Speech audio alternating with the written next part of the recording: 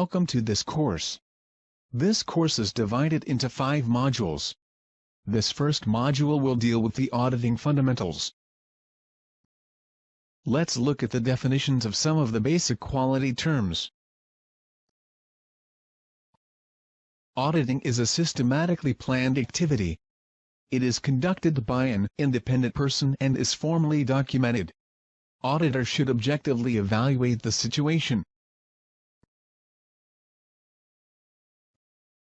In simpler terms, we can say that quality is meeting the agreed requirements.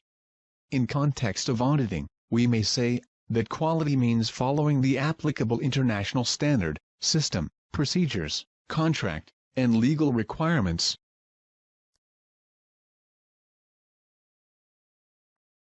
When we think of quality assurance, we think of systems, procedures, proactive defect prevention, trainings, and audits. Audits provide confidence that the planned steps are taken and are effective. Quality control focuses on product testing, inspections, and reviews. Non-fulfillment of requirements is called non-conformity.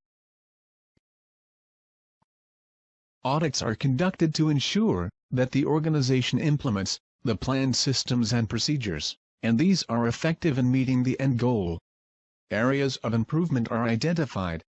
Some audits are conducted to ensure that the organization meets the legal requirements.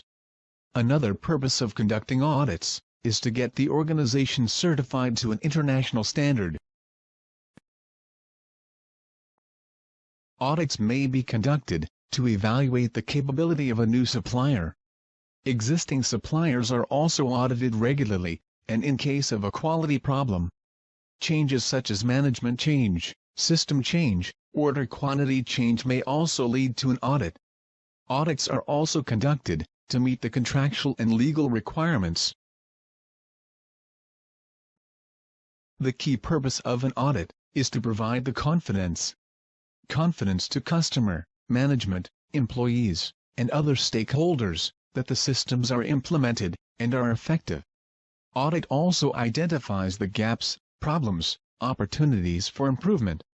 This leads to the continual improvement of the system and improves the market position of the company. Internal audits are conducted by an organization to evaluate its performance. External audits are conducted by an outside party. The outside party could be a client or an independent third party. In the earlier slide, we learned that an audit can be classified as an internal audit or an external audit. Internal audit can also be called as the first-party audit. External audit can be a second-party or a third-party audit. Second-party audit is conducted by the client, while the third-party audit is conducted by an independent organization.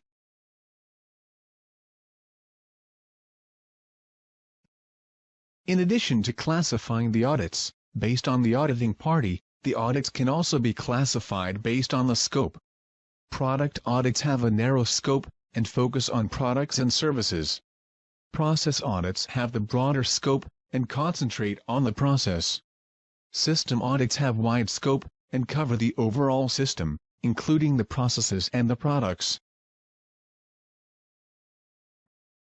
The system audit is an audit of the entire quality management system. Process audit focuses on specific processes. A process audit examines the effectiveness of company procedures.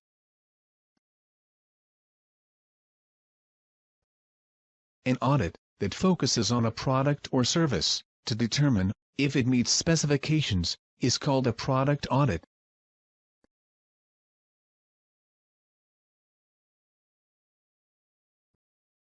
This slide provides the definitions of some other types of audits. ISO 19011 provides guidance on auditing management systems. ISO 9001 specifies requirements for a quality management system. All requirements of ISO 9001 are generic and are intended to be applicable to all organizations, regardless of type, size, and product. Over time, various industry sector-specific standards have evolved. This slide lists some of the industry-specific standards.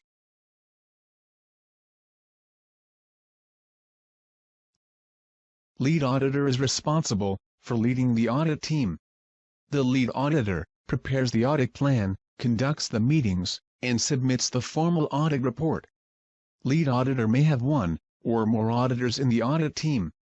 Auditee is the one being audited. Audit client is the organization or person requesting an audit. Auditors must be independent of the activity being audited. They should be free from bias and conflict of interest. Auditors must maintain an objective state of mind throughout the audit process. They should ensure that audit findings and conclusions are based only on the audit evidence.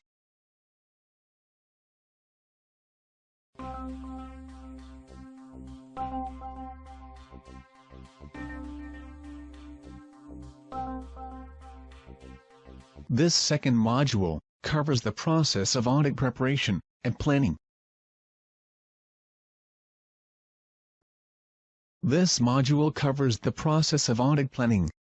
The next three modules will cover the processes of audit performance, audit reporting, and audit follow-up and closure. Let's get started on this module. One of the first steps the audit team must do is to verify the audit authority. Authority to conduct the audit might come from one or more of the items mentioned on this slide. Audit scope refers to the activities covered by an audit. In order to mark the boundaries of the audit scope includes the type of audit, activities, facilities, and locations covered in the audit.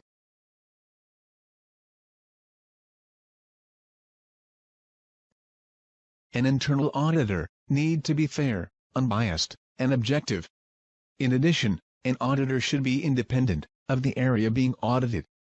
ISO 9001 does not specify any specific requirement for the auditor. But still, to perform the function well, the auditor needs to be aware of the area being audited. Auditor availability is another key point while selecting an auditor.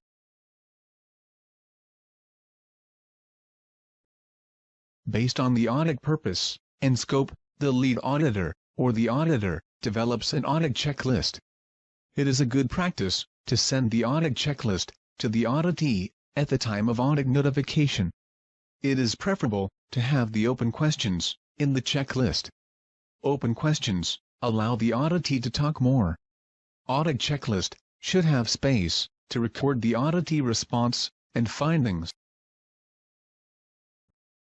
This and the next slide provide the advantages of preparing an audit checklist. This slide lists a few more advantages of using an audit checklist. Checklists are useful for an audit, however poorly prepared checklists may not add value to the audit. Scoring checklists are used when it is planned to compare the performances. However, scoring checklists should be used with caution. Scoring might lead to focus on improving the score rather than improving the real performance. Scoring checklists may be used for a compliance audit. The next three slides will provide the details of these three types of audit strategies. In traceforward audit strategy, the auditor picks a sample at the beginning of the process. The auditor then follows the progress of the product as it flows in the process. In this way, the auditor audits the process by incrementally moving forward from the beginning to the end. Unlike traceforward, the auditor picks the final product and traces backward to preceding activities. In this audit strategy, the auditor randomly picks the item in the process. This approach should be used by the experienced auditors who know the process well. Audit schedule is the easiest way to keep your audit program on track. The audit schedule is a living document and can be revised if necessary. Earlier, we learned that audit is a planned activity. Lead auditor sends the audit notification to the auditee well in advance. The notification includes details, such as the purpose, scope, date, duration of audit, and the auditor's name. The use of safety equipment is also clarified at this stage. It is a good practice to provide an audit checklist to the auditee at this time. Audit agenda is prepared by the audit team leader and includes these details.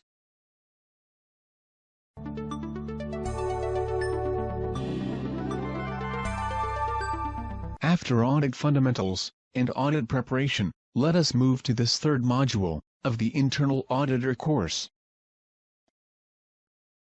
This module on audit performance has been divided into 4 parts: opening meeting, audit interviews, audit findings, and the exit meeting. As a part of audit preparation exercise, auditor prepares an audit checklist and sends the audit notification and agenda to the auditee. Before start of the field audit, an opening meeting is conducted. This, and the next slide, list the typical items covered in the opening meeting. The actual audit findings, identified in the audit, are discussed in the closing meeting. However, in the opening meeting, the method of classifying these findings is explained by the lead auditor. This slide shows the typical participants of an opening meeting. The audits carried out in the relaxed environment produce the best results. The open-type questions provide more details. Before auditor leave, the audit results should be summarized and reviewed with the auditee. At the end of the interview, don't forget to thank the auditee.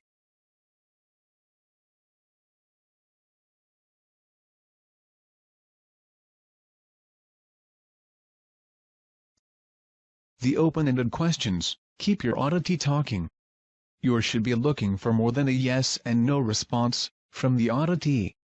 Look at the examples of open and close-ended questions on this slide. Good listening skills are essential for auditors. Active listening is a method of paying close attention to what the other person is saying. Look at some of the methods listed on this slide to improve your listening skills.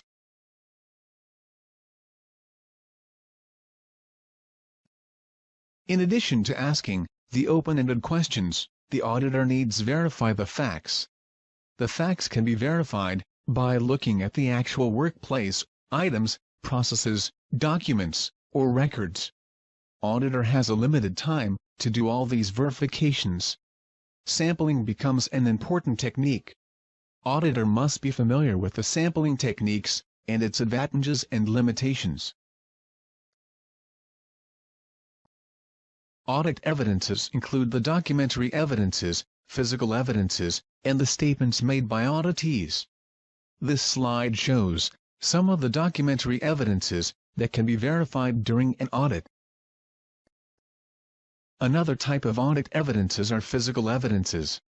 During audit, the auditor looks at the products, equipment, instruments, conditions, and operations. Auditor corroborates the audit evidences to ensure its correctness, completeness, and reliability. This is done by cross-verification. For example, while looking at the calibration records of an instrument, the auditor physically looks at the instrument and the calibration sticker on it. Nobody can remember all the details, so auditors take notes during the audit. The auditor should explain at the beginning that he or she will be taking notes during audit, and any audit finding will be specifically communicated. This should relax the auditee. Audit findings can be classified as strengths, opportunities for improvement, and non-conformities. The difference between a major and a minor non-conformance is discussed later in this module. A well-written nonconformity should have these three parts. It should say, what is wrong, what is the requirement, and which particular sample observed by the auditor did not meet the requirement. Nonconformities related to the absence, or total breakdown of a system, will lead to a major nonconformity. In addition, if the nonconformity could lead to a defective product shipped to the customer, or could lead to a safety concern, it is classified as a major nonconformity. First, let us look at the difference between a fact and evidence. A fact is something that can be proved. And evidence is something that someone tells you, or objects that can point to the facts.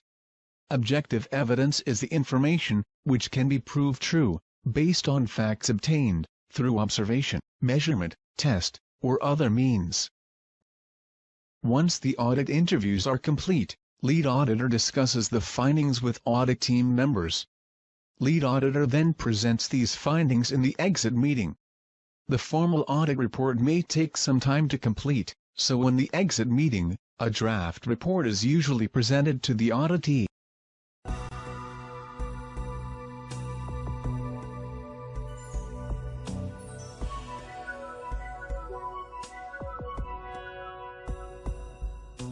This fourth module of the Internal Auditor course covers the audit reporting. Audit report is the significant output of the audit process. It serves two purposes. Firstly, it acts as undocumented evidence that the audit was conducted as required by the audit plan. The second purpose of it is to convey the audit results to the responsible process owners. Timely submission of the audit report is important. Any critical issue seriously affecting the quality or safety should be reported then and there. The audit report may have a brief high-level summary for the senior management and detailed report for the action party. This slide presents some tips for writing an effective audit report. This and the next two slides present the typical contents of an audit report. The contents of an audit report may, however, vary from company to company. The distribution list is determined by the audit client. These are some of the optional contents of an audit report. These are a few more optional contents of an audit report. This slide presents a list of items not to be included in the audit report. Audit report should be retained, as per the company's record retention policy. The audit report retention timing is determined by these factors.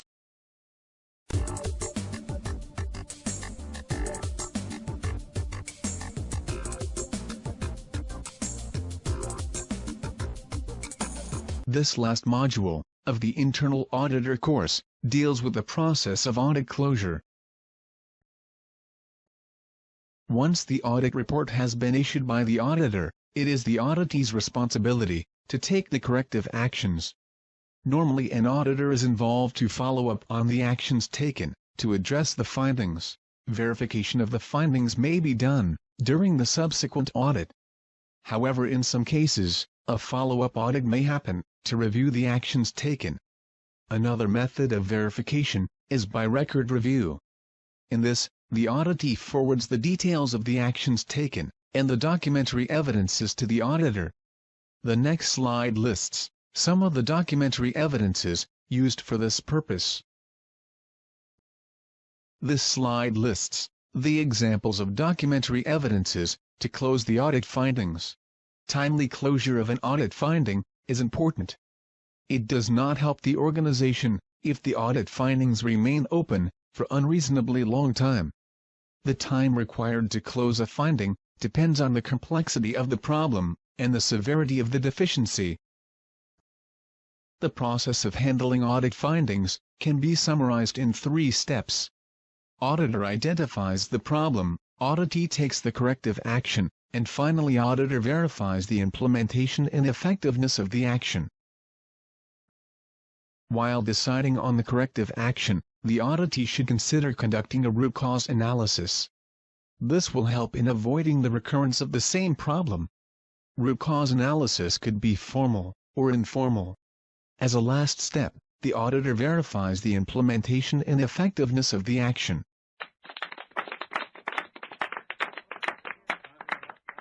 We thank you for attending this course, and we hope that you found this course useful.